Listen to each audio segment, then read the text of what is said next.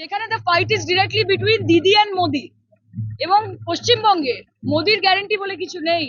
যদি মানুষের কোনো ভরসা থাকে তাহলে সেটা হচ্ছে দিদির গ্যারেন্টি। শিব মন্দিরে পুজো দিয়ে সকলের মঙ্গল প্রার্থনা করে প্রচার শুরু করলেন সায়নী ঘোষ। কবির সুমন, সুব্রত বোস, মিমি চক্রবর্তী এদের সেভাবে না পাওয়া গেলেও তিনি আছেন। বিগত 3 বছর ধরে তিনি রাজনীতি করছেন। যাদবপুরের মানুষের ভরসা তার প্রতি আছে বলে তিনি জানান। মানুষ মমতা বন্দ্যোপাধ্যায়ের উন্নয়নের জন্য তাকে ভোট দেবেন। কেন্দ্রের বিভেদকামী সরকারের বিরুদ্ধে বাংলার মানুষ লড়াই করছে। এই রাজ্যে মোদির গ্যারেন্টি বলে কিছু নেই বলে জানান সায়নী ঘোষ।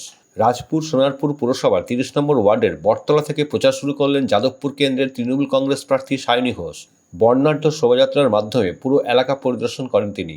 তার সাথে ছিলেন সোনারপুর উত্তর বিধানসভা কেন্দ্রের বিধায়ক ফিরদৌসী বেগম, সাংগঠনিক প্রধান নজরুল আলী মণ্ডল সহ তৃণমূল কর্মীরা। নতুন প্রতিশ্রুতি না, আমরা কথা দিই না, কথা রাখি। মমতা বন্দ্যোপাধ্যায়ের উন্নয়নের জন্য করতে, তার থেকেও বড় কথা আমরা একটা বিভেদকামী, একটি বঞ্চনা প্রবণ কেন্দ্রীয় সরকারের বিরুদ্ধে বাংলার মানুষ লড়াই করছে। সেখানে the fight is directly between দিদি অ্যান্ড মোদি।